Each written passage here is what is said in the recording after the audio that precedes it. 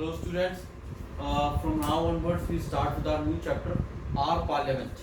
पिछले बच्चों के आया था कि जो 3 नए चैप्टर हैं जिनको पहले प्रेफरेंस में लेने की बात हुई थी, तो एक तो है मिनरल एंड पावर वाला है, एक आर पार्लियामेंट है और एक है 1857 रिपोर्ट। तो 1857 रिपोर्ट बिकॉज एक बड़ा चैप्टर है हिस्ट्री का, उसको अपन लास्ट में करेंगे। आज हम पार्लियामेंट वाला चैप्टर कर लेंगे। इसमें मैं वो चीजें बता रहा हूँ पार्लियामेंट वाले में बिकॉज इसमें आपके टिडबिट्स जो है बीच बीच में ब्रेक करके कुछ पॉइंट समझाएं। मैं ओवरऑल एक सम करके स्ट्रक्चर बना देता हूँ जिससे चीजें आपके क्लियर हो जाए। सबसे पहले डेमोक्रेसी में स्टूडेंट्स पार्लियामेंट या डेमोक्रेसी का जो पिलर स्ट्रक्चर है समझना जरूरी है। मैंने पहले भी बताया है कई स्टूडेंट्स को, आज फिर बताऊं। ये है मेन, ये समझ लोगे तो 10th क्लास तक आपकी चीजें क्लियर हो जाएगी। ये है डेमोक्रेसी का पूरा स्ट्रक्चर। मैं आपको एक एक चीज समझाता हूं ताकि चीजें क्लियर हो जाए।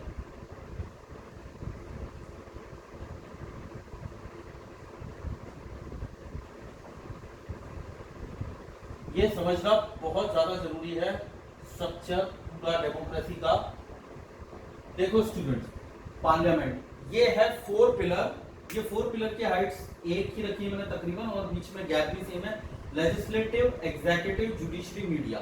लेजिस्लेटिव डिनोट करता है पार्लियामेंट, पार्लियामेंट, ठीक है।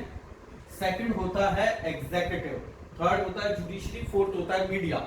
लेजिस्लेटिव का मतलब अगर हम देखें तो लेजिस्लेटिव का मतलब स्टूडेंट्स होता है पार्लियामेंट। ये कानून बनाते हैं, लॉ बनाते हैं। लेजिस्लेचर से निकलता है law, they make laws for the country. Executive उन लॉज को इंप्लीमेंट करते हैं। उसके अंदर एग्जीक्यूटिव के अंदर आता है आपके मिनिस्टर्स, डिपार्टमेंट के जो मिनिस्टर्स होते हैं हेड, और फिर वो जो ऑफिसर्स होते हैं आईएएस और ये सब, और सबऑर्डिनेट ऑफिसर, आरएएस, ये सब एग्जीक्यूटिव में आते हैं, लॉ इंप्लीमेंट करते हैं। जुडिशरी के अंदर आते हैं courts, supreme court, high court, ठीक है, सेशंस कोर्ट और लोक अदालत। ये सब जो है ये जुडिशरी के अंदर आता है। और फोर्थ पिलर है मीडिया, जो बहुत इंपॉर्टेंट है, जिसको हम कहते हैं वॉइस ऑफ पीपल, लोगों की आवाज। तो ये वॉइस ऑफ पीपल में क्या हो गया, इलेक्ट्रॉनिक मीडिया और प्रिंट मीडिया, अखबार और न्यूज चैनल, उसके अलावा सोशल नेटवर्किंग जो आज हम देख रहे हैं वो सब है। अब इनको लेके हम पूरा आगे बढ़ेंगे। पार्लियामेंट शुरू होगा। पार्लियामेंट होता है लेजिस्लेचर। हमारी जो कंट्री इंडिया वो डेमोक्रेसी है। डेमोक्रेटिक कंट्रीज में सबसे इंपॉर्टेंट चीज जो प्ले करती है वो है पार्लियामेंट्री। तो हमारे यहाँ जो है वो है parliamentary form of government, parliamentary form of government, ठीक है। और ये पार्लियामेंट्री फॉर्म ऑफ गवर्नमेंट जो है ये हमने लिया है ब्रिटेन से। मैंने स्टार्टिंग में ही बताया था दुनिया के हर कॉन्स्टिट्यूशन से हमने कुछ ना कुछ लिया है। ब्रिटेन क्योंकि मदर ऑफ पार्लियामेंट कहा जाता है, मदर ऑफ डेमोक्रेसी कहा जाता है, तो हमने ब्रिटेन से पार्लियामेंट्री फॉर्म ऑफ गवर्नमेंट लिया है। और हमारा जो पार्लियामेंट है वो बाई कैमरल है, 2 में डिवाइडेड है, ठीक है। यहां तक चीज समझ में आ गई। हम लेजिस्लेटिव कर रहे हैं। लेजिस्लेटिव में लेजिस्लेटिव असेंबली नहीं होती है, विधानसभा जो राज्य में होती है वो नहीं होती है। सेंटर में जो पूरे देश की सबसे मेन बॉडी है वो पार्लियामेंट है, जिसे हम कहते हैं संसद, जो नई दिल्ली में है, संसद, ठीक है। विधानसभा, विधान परिषद नहीं, जो जयपुर में है विधानसभा, ठीक है, ये है पार्लियामेंट। आगे बात समझ में। तो ये होती है लेजिस्लेचर, जिसको हम करेंगे। अब क्यों पार्लियामेंट की जरूरत है, चैप्टर का नाम एनसीईआरटी में why do we need a parliament, because in democracy, democracy is the religion, parliament is the temple, वो मंदिर है, संसद मंदिर है। आपने देखा होगा प्रधानमंत्री नरेंद्र मोदी जब पहली बार गए तो उन्होंने बाहर ऐसे साष्टांग दंडवत किया था। वो एक सिंबल था कि पार्लियामेंट सिंबल है। क्यों? क्योंकि वहां से कानून बनता है।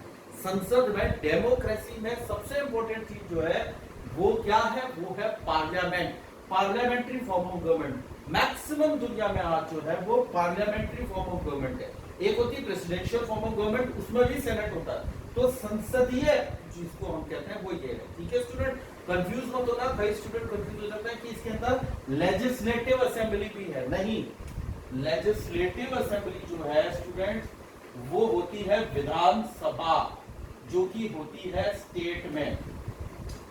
विधानसभा, विधानसभा इसके मेंबर को कहते हैं MLA, member of legislative assembly.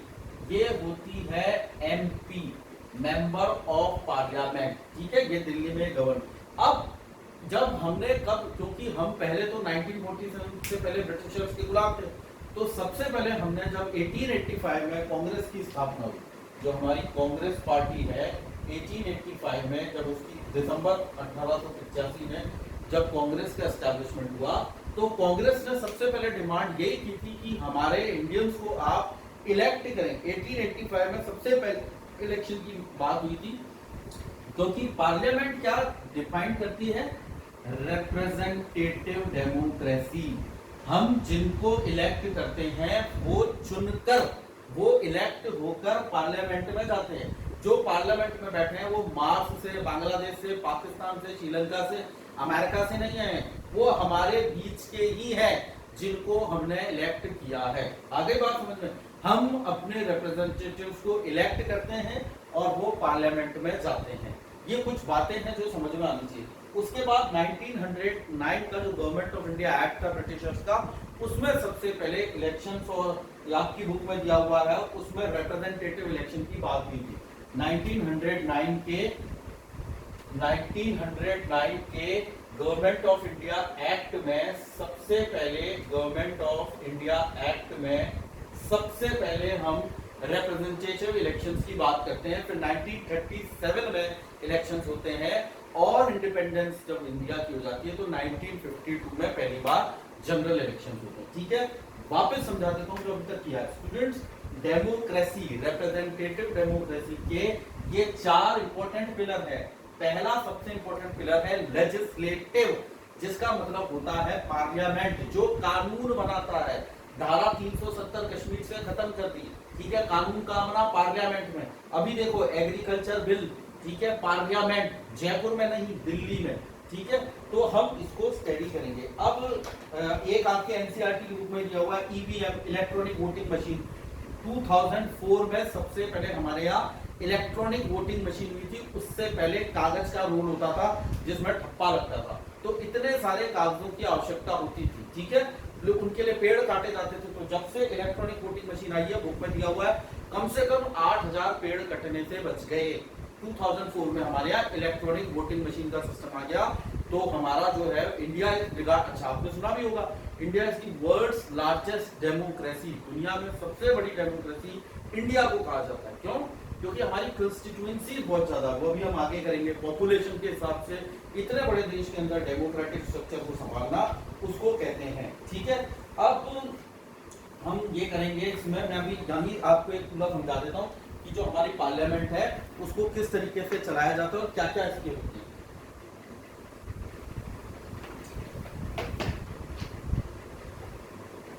ठीक है, ये मैं रब कर देता हूँ, फिर पार्लियामेंट के स्ट्रक्चर में आते हैं। ठीक है स्टूडेंट, बहुत ध्यान से देखना, इंटरेस्टिंग चीज है, समझ में आना चाहिए। ये है पार्लियामेंट। पार्लियामेंट, ठीक है, पार्लियामेंट इंक्लूड्स, पार्लियामेंट के अंदर कौन कौन आते हैं? पार्लियामेंट के अंदर आते हैं प्रेसिडेंट, लोकसभा और राज्यसभा। ठीक है, ये मैंने कर दिया डिवीजन। सबसे पहले है लोकसभा, फिर है राज्यसभा। ठीक है, लोकसभा का दूसरा नाम लोअर हाउस, इसका एक और नाम हाउस ऑफ पीपल। कितने मेंबर होते हैं? 543 members plus 2 nominated member from Indian community, या भी मैं पूरा समझा दूंगा, ये समझ में आ जाना चाहिए, ठीक है। 5 इयर्स इसका टर्म होता है। स्पीकर होते हैं Rajya Sabha, upper house, council of state, ठीक है, 250 मेंबर्स, 12 नॉमिनेटेड,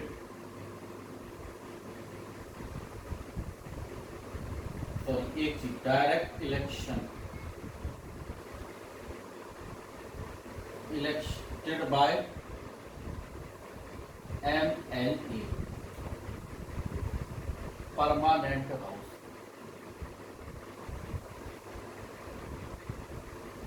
चेयरमैन, लो भाई, ये है पार्लियामेंट। अब समझो, पार्लियामेंट दो में डिवाइडेड है, बाई कैमरल, बाई कैमरल मतलब दो में डिवाइडेड है भाई। एक है लोकसभा, दूसरा है राज्यसभा। लोकसभा को कहते हैं lower house, house of people, ठीक है। इसमें टोटल 543 मेंबर होते हैं।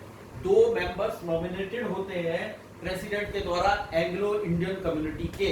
एंग्लो इंडियन कौन होते हैं? एंग्लो इंडियन होते हैं वो लोग जिनके पिताजी या माताजी ब्रिटिश रहे हों, ठीक है, वो चले गए हों, उनके वंशज। क्योंकि ये पॉपुलेशन में बहुत कम है, तो 2 एंग्लो इंडियन मेंबर्स जो होते हैं उनको नॉमिनेट करते हैं प्रेसिडेंट। 5 साल इसका टर्म होता है और स्पीकर इनके इनमें से भी चुने जाते हैं। डायरेक्ट इलेक्शन, हम लोग मतलब सिटीजन ऑफ इंडिया जो वोट डालते हैं वो क्या होता है? Universal adult franchise. पूरी कंट्री के अंदर 18 साल या उससे बड़े, 18 साल उससे बड़े जो हैं वो कहलाए जाते हैं वोटर्स। मिलता है ना इलेक्शन आइडेंटिटी कार्ड, वो होता है। और पूरी कंट्री को डिवाइड किया जाता है कंस्टिट्यूएंसीज में। जैसे राजस्थान में लोकसभा की 25 सीटें हैं, 25 सीट्स हैं, तो हर 5 साल में चुनाव होते हैं। ध्यान से सुनो, जो पॉलिटिकल पार्टी यहाँ पर मेजॉरिटी लेकर आती है वो यहाँ पर गवर्नमेंट बनाती है, सरकार चुनी जाती है लोकसभा से, ठीक है। जो पार्टी लोकसभा के चुनाव में मेजॉरिटी लेकर आएगी वो सरकार बनाती है और उस पार्टी का लीडर बनता है देश का prime minister. Prime minister is the most important constituent in the parliamentary form of government. Parliamentary form of government में बहुत इंपॉर्टेंट होता है रोल। अब आपकी बुक के अंदर दिया हुआ है, ये देखिए किस तरीके से ये हाथी जो है ये पक्का नॉर्थ ईस्ट में कहीं ले जाने। देखो, इलेक्ट्रॉनिक वोटिंग कराने। इंडिया का इलेक्शन दुनिया का सबसे इंपॉर्टेंट इलेक्शन है। इसमें आपके 2 साल के इलेक्शन दिया हुआ है पार्लियामेंट। ये पार्लियामेंट देखिए, इसमें राज्यसभा जिसको काउंसिल ऑफ स्टेट्स कहते हैं, जिसके 250 मेंबर, इसमें 245 दिए हुए, 250 मैक्सिमम होते हैं, ठीक है। और वाइस प्रेसिडेंट होते हैं राज्यसभा। ये अब मैं राज्यसभा को बताता हूँ। राज्यसभा को अपर हाउस कहते हैं, काउंसिल ऑफ स्टेट्स कहते हैं। इसके 245 से 250 मेंबर होते हैं। इनको हम लोग, यानी कि जो हम मतलब जो वोटर हैं देश के, वो नहीं चुनते। इनको MLA, member of legislative assembly, जो राज्य में चुनाव होते हैं हर 5 साल में, वहां के मेंबर जो है वो चुनते हैं। 12 मेंबर्स जो होते हैं उनको प्रेसिडेंट नॉमिनेट करते हैं। आपने सुना होगा उनको राज्यसभा की सीट, जैसे सचिन तेंदुलकर राज्यसभा के मेंबर बनाए गए। कोई एक्टर जिन्होंने कोई कल्याण का काम किया हो, जो अच्छे स्पोर्ट्समैन हो, जिन्होंने समाज के लिए कोई भलाई का काम किया हो, उन्हें राज्यसभा में नॉमिनेट किया जाता है। इनको MLA इलेक्ट करते हैं। और राज्यसभा के चेयरमैन ऑटोमेटिकली देश के वाइस प्रेसिडेंट होते हैं। अभी कौन है राज्यसभा का चेयरमैन? वेंकैया नायडू, जो कि हमारे देश के वाइस प्रेसिडेंट भी हैं। और स्पीकर कौन है अभी? ओम बिरला, राजस्थान के कोटा से आते हैं, ठीक है। आ गया स्टूडेंट समझ में?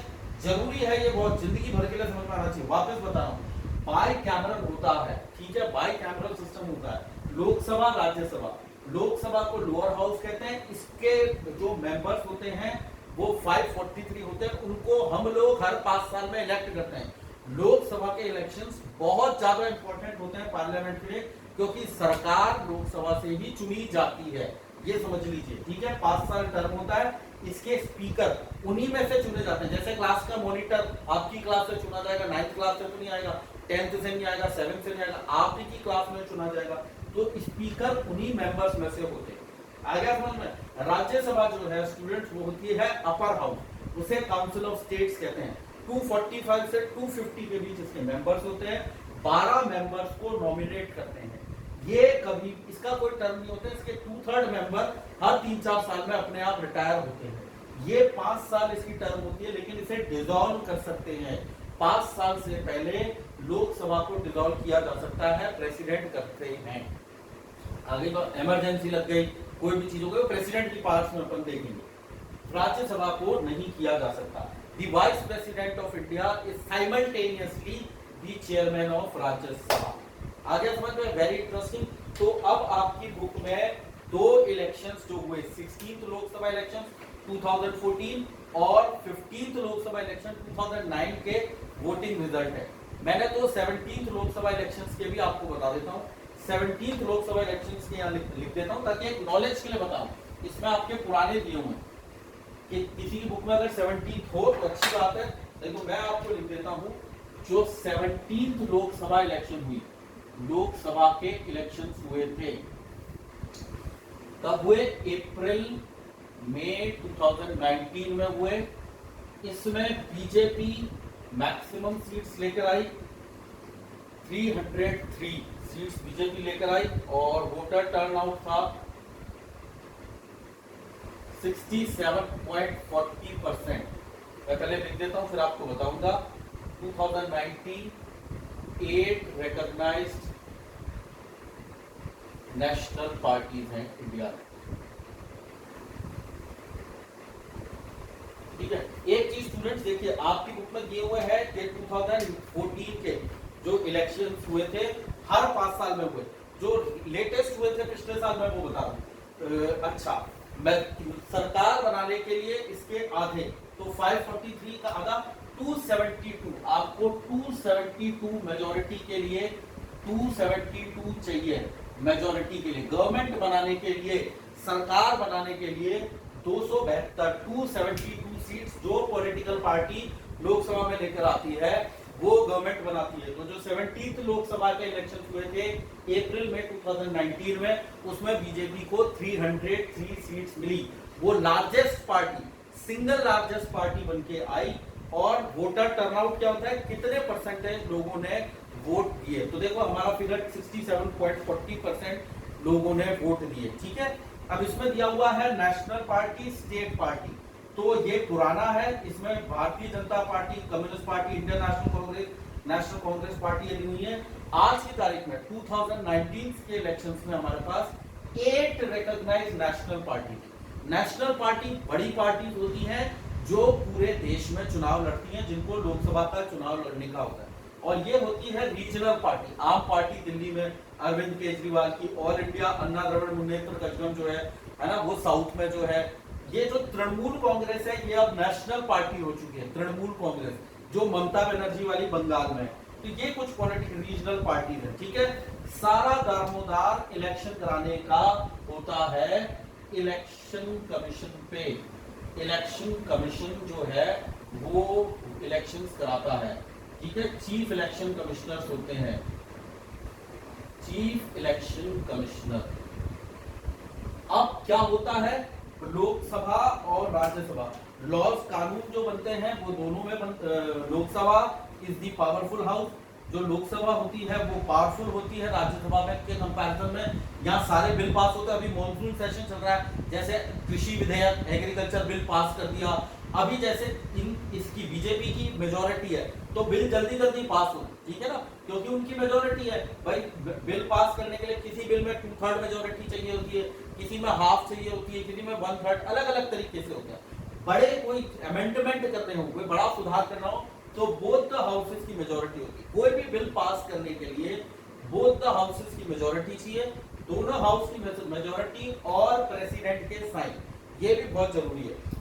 टू बिल एक्ट कैसे बनता है, पहले बिल आता है फिर वो बिल कानून बनता है, उस कानून को कहा जाता है एक्ट। तो बिल एक्ट कैसे बनेगा, मान लो वो बिल लोकसभा में आया, तो लोकसभा से पास होगा, फिर राज्यसभा में जाएगा, राज्यसभा से पास होगा, फिर वो प्रेसिडेंट के पास जाएगा, प्रेसिडेंट को लगता है नहीं इसमें कुछ चेंजेस की जरूरत है, वो फिर पार्लियामेंट में डिस्कशन के लिए बैठेंगे।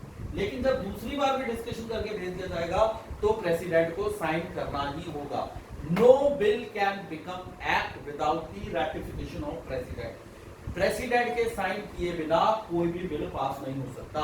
प्रेसिडेंट सेशन शुरू करने से पहले श्री रामनाथ कोविंद जो है कोई भी session, 3 session, summer session, monsoon session, winter session होते हैं, और एक अगर पार्लियामेंट सेशन में नहीं हो और कोई संकट आ जाए तो प्रेसिडेंट ऑर्डिनेंस के थ्रू उसको बुला लेते हैं और वो सेशन होता है। ठीक है स्टूडेंट, तो प्रेसिडेंट कितना इंपॉर्टेंट रोल प्ले करते हैं। हर सेशन से पहले प्रेसिडेंट ज्वाइंट सेशन की जो है एक उसमें वहां पर स्पीच देते हैं। फिर पार्लियामेंट कैसे चलती है? Question our. क्वेश्चन आवर होता है प्रश्नकाल, क्वेश्चन आवर। इस क्वेश्चन आवर में ऑपोजिशन का बहुत इंपॉर्टेंट रोल है।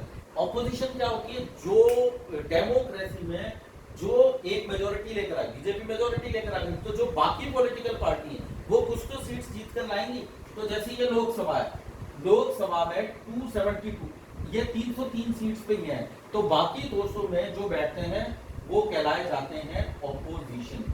उनका काम होता है डेमोक्रेटिक तरीके से सरकार से सवाल जवाब करना, सरकार को चेक करना, गवर्नमेंट को क्वेश्चन करना। नहीं तो गवर्नमेंट तो फिर डिक्टेटरशिप हो जाएगी, उसको कोई रोकने वाला ही नहीं होगा, कोई पूछने वाला ही नहीं होगा, तो अपने आप काम करती रहेगी, उसका जो मर्जी हो। आप देखते हो ना संसद में डिस्कशंस होते हैं, बिल पे सारी बातें होती है, ऑपोजिशन गवर्नमेंट जो है वो बात करती है, आप ये बिल क्यों लाए। अभी जैसे एग्रीकल्चर बिल पे बातचीतें और ये सब चलती है, हालांकि वो बातचीत ना होकर पता नहीं क्या हो जाता है ना, आप देखते हो ना। तो ये सारी चीजें जो है वो आपके सामने। तो क्वेश्चन आवर क्या होता है?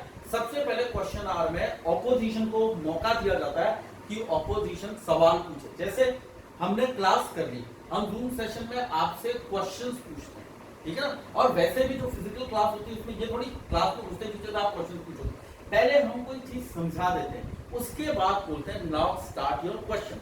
ऐसे पार्लियामेंट में जो क्वेश्चन आवर होता है उसमें ऑपोजिशन गवर्नमेंट से सवाल पूछता है, किसी भी मिनिस्ट्री से वो क्वेश्चन पूछ सकता है और वो मिनिस्ट्री उन क्वेश्चंस का आंसर देगी, ये उनको देना पड़ेगा। ये रोल होता है अपोजिशन का, बहुत इंपॉर्टेंट रोल है डेमोक्रेसी के अंदर। आगे बात समझ में स्टूडेंट्स, ये सारी चीजें अभी तक क्लियर हमने कर ली है। कंस्टिट्यूएंसीज मैंने आपको बता दी, रोल ऑफ अपोजिशन आपको बता दिया, ठीक है। पॉलिटिकल में लाइन पे लाइन नहीं पढ़ा सकते, तो ये हो गया। अच्छा, अब इसमें ये बता रखा है north block south block. Delhi अगर आप जाएंगे तो पार्लियामेंट के जरिए north block south block. North block, south block जो है वहां पर प्राइम मिनिस्टर का ऑफिस, नरेंद्र मोदी जी का दफ्तर जो है वो साउथ ब्लॉक में है। 2 बिल्डिंग है आमने सामने और बीच में पार्लियामेंट और राष्ट्रपति भवन है। तो ये देखिए prime minister office, ministry of defence, ministry of external affairs जो है वो साउथ ब्लॉक में, और नॉर्थ ब्लॉक में जो है ministry of finance and ministry of home affairs है। ये सारी चीजें हैं, ठीक है। ऑपोजिशन पार्टीज हो गई। अब ये दिया हुआ देखो, ये वोटर टर्नआउट है जो मैं आपको बता रहा था ना, 2014 तक 66.40 है। जरूरी है कि ये 100% हो, जिनको वोट का अधिकार है वो वोट देने जाए। वोट बहुत इंपॉर्टेंट है, इलेक्शंस बहुत इंपॉर्टेंट है। अगर हम वोट नहीं डालेंगे तो हमारी सरकार कैसे चुनी जाए? ये हमारे ही लोग हैं, तो ये बहुत इंपॉर्टेंट है, ठीक है। अच्छा, बिकॉज बैकवर्ड कास्ट के लिए, जो पिछड़े रह गए, पीछे रह गए, उनके लिए कॉन्स्टिट्यूशन में SC ST के लिए रिजर्वेशन है। SC ST के लिए रिजर्वेशन है, पार्लियामेंट में कुछ सीट्स का रिजर्वेशन है। और लेकिन एक बड़ी दुख की बात है कि जो वुमेन है, महिलाएं हैं, उनका रिप्रेजेंटेशन पार्लियामेंट में बहुत कम है, तो इसके लेकर भी काम हो रहे हैं। तो ये स्टूडेंट आपका चैप्टर था, इसमें काफी प्रोमिनेंट चीजें हमने करनी है। इसमें ये जैसे एक इसमें ये चीज दिखाई है NCERT की बुक में, the following is an example of a question asked in parliament. पहले नोटिस देना पड़ता है लोकसभा के स्पीकर को या राज्यसभा के चेयरमैन को, आप पहले लिखकर दोगे कि मैं ये सवाल पूछूंगा। तो देखिए इस तरीके से क्वेश्चन उन्होंने पूछा, किससे? Will the minister of women and child development be please to state. Opposition में किसी ने पूछा, मनोज राजौरिया जी ने सवाल पूछा और मिनिस्ट्री ऑफ स्टेट ने आंसर दिया। तो इस तरीके से एक डेमोक्रेटिक तरीके से पूछा जाता है, ठीक है स्टूडेंट। तो ये सारी चीजें मैंने आपको बता दी। इस चैप्टर में कुछ नए फैक्ट होता है, इसको एक बार रीड आउट कर लीजिएगा, बड़ा इंपॉर्टेंट। कुछ चीजें मैं वापस बता देता हूँ। हमारे यहाँ पार्लियामेंट्री सिस्टम ऑफ गवर्नमेंट है। पार्लियामेंट्री सिस्टम ऑफ गवर्नमेंट हमने ब्रिटेन से लिया, बाई कैमरल सिस्टम है। जिसमें लोकसभा राज्यसभा है। लोकसभा पावरफुल हाउस है इन कंपैरिजन टू राज्यसभा। अब वो 4 पिलर का क्या हुआ, ये कानून बनाते हैं और एग्जीक्यूटिव उसे इंप्लीमेंट करते हैं। लोकसभा पार्लियामेंट से ही एग्जीक्यूटिव आते हैं। एग्जीक्यूटिव कौन होते हैं, एग्जीक्यूटिव के जो टॉप पे होते हैं एग्जीक्यूटिव ये हुए, जैसे ये एग्जीक्यूटिव है मिनिस्ट्री में, मिनिस्ट्री जैसे एजुकेशन मिनिस्ट्री है, ठीक है, जैसे डिफेंस मिनिस्ट्री है, जैसे रेलवेज है। तो इसमें टॉप पे होते हैं जो सेंट्रल यूनियन मिनिस्टर होते हैं, यूनियन मिनिस्टर होते हैं, जैसे राजनाथ सिंह, ठीक है, अभी क्या है डिफेंस मिनिस्टर, वो उनके नीचे कैबिनेट सेक्रेटरी होते हैं। कैबिनेट सेक्रेटरीज के इलेक्शन नहीं होते, वो तो आईएएस और ये सब होते हैं, लेकिन ये मिनिस्टर यहाँ से होते हैं। जब लोकसभा में इलेक्शन हो जाते हैं और गवर्नमेंट को मेजोरिटी मिल जाती है, तो वो प्राइम मिनिस्टर जो है एलोकेट करते हैं, क्या करते हैं मिनिस्ट्रीज को, कि भाई राजनाथ सिंह साहब डिफेंस मिनिस्टर बनेंगे, फलाना जो है निर्मला सीतारामन जो है वो फाइनेंस मिनिस्ट्री में जाएंगी। वो अपने अपने डिपार्टमेंट्स जो है उनको एलोकेट करते हैं। ये सारी चीजें होती है। राज्यसभा का भी अपना रोल है, राज्यसभा की भी कई पार्ट अभी तो क्योंकि आपकी 8th क्लास है तो उन्होंने एक शॉर्ट वे में आपको समझा दिया। पार्लियामेंट क्यों जरूरी है, main important, parliament representative democracy के लिए पार्लियामेंट मंदिर है, पार्लियामेंट बहुत जरूरी है। आपकी बुक में जो लाइन दी हुई है, it is indispensable for in a democracy to have a parliament, क्योंकि रिप्रेजेंटेटिव, क्योंकि the basic idea in this kind of democracy that the individual और द, तो parliament made up of all representative together controls and guide the government. जो parliament के अंदर हमारे representatives हैं वो हमारे ही बीच में से गए, ठीक है। अब जैसे राजस्थान में 25 है, सबसे ज्यादा ये पॉपुलेशन के हिसाब से कंस्टिट्यूएंसी में सीट्स एलोकेट लोकसभा की जाती है, सबसे ज्यादा उत्तर प्रदेश से, फिर महाराष्ट्र से, फिर बिहार से, है ना, पॉपुलेशन के हिसाब से। राजस्थान से 25 सीटें हैं लोकसभा की। देखो कि अजमेर से कौन है मेंबर ऑफ पार्लियामेंट, ये आपको पता होना चाहिए। तो इस तरीके से ये आर पार्लियामेंट चैप्टर हमने कर लिया है, बहुत ही इंटरेस्टिंग चैप्टर, इसको रीड आउट करो और न्यूज देखो। न्यूज में क्या, जैसा भी मॉनसून सत्र चल रहा है तो उसमें बिल अखबार पढ़ो। पॉलिटिकल साइंस की लेबोरेटरी क्या है, पॉलिटिकल साइंस की लेबोरेटरी है मीडिया। आप न्यूज़पेपर पढ़ोगे तो आपको काफी आइडिया हो जाएगा पार्लियामेंट में। पार्लियामेंट संसद, फिर कह रहा हूँ पार्लियामेंट संसद जो दिल्ली में है, जिसमें प्रेसिडेंट, लोकसभा और राज्यसभा होते हैं। लोकसभा के स्पीकर होते हैं, राज्यसभा में चेयरमैन होते हैं जो हमारे वाइस प्रेसिडेंट ऑटोमेटिकली उसका रोल प्ले करते हैं।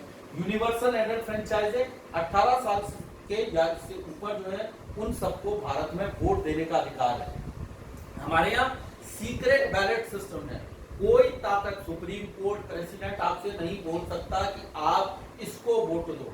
इलेक्शन कमीशन आपको टाइम देता है, आप कैंपेन करते, चुनाव प्रचार करते हो कि आप हमें वोट दीजिए, आपके भी घर आते हैं ना, लेकिन आपको फोर्स नहीं कर सकते कि मेरे को वोट दिया तो जान से मार दूंगा, ये चीज नहीं कर सकते, ठीक है। ये कोड ऑफ कंडक्ट के खिलाफ है। कंस्टिट्यूएंसी जिसमें सारा देश बटा रहता है, इलेक्शन कमीशन क्योंकि देश बड़ा है, चुनाव बड़ा, अभी जैसे बिहार में लेजिस्लेटिव असेंबली के इलेक्शन है, पार्लियामेंट के नहीं है। अब यहाँ 5 साल बाद हो गए, ठीक है, लोकसभा के इलेक्शन, अब बिहार में लेजिस्लेटिव असेंबली के इलेक्शन है। तो कहा भी जाता है इंडिया, देखो, democracy is the religion, parliament is the temple and elections are the festival of democracy. जैसे हमारे यहाँ 12 महीने त्योहार है, ऐसे हमेशा चुनाव का मौसम चलता ही रहता है। अभी जैसे हमारे यहाँ पंचायती राज के चुनाव, पंचायती राज के राजस्थान में चुनाव है और बिहार में लेजिस्लेटिव असेंबली के चुनाव, तो जरा उन पर नजर रखो, वो चीजें आपके समझ में आ गई। आई होप कि चैप्टर आपके समझ में आया, सारी चीजें इसमें जो जो पॉइंट्स थे, इसके अंदर जो जो पिक्चर्स थी वो मैंने आपको बता दी। लेजिस्लेटिव हमने कर लिया, आगे अब हम एग्जीक्यूटिव, ठीक है, तो चीजें और आपको क्लियर हो गई। Thank you.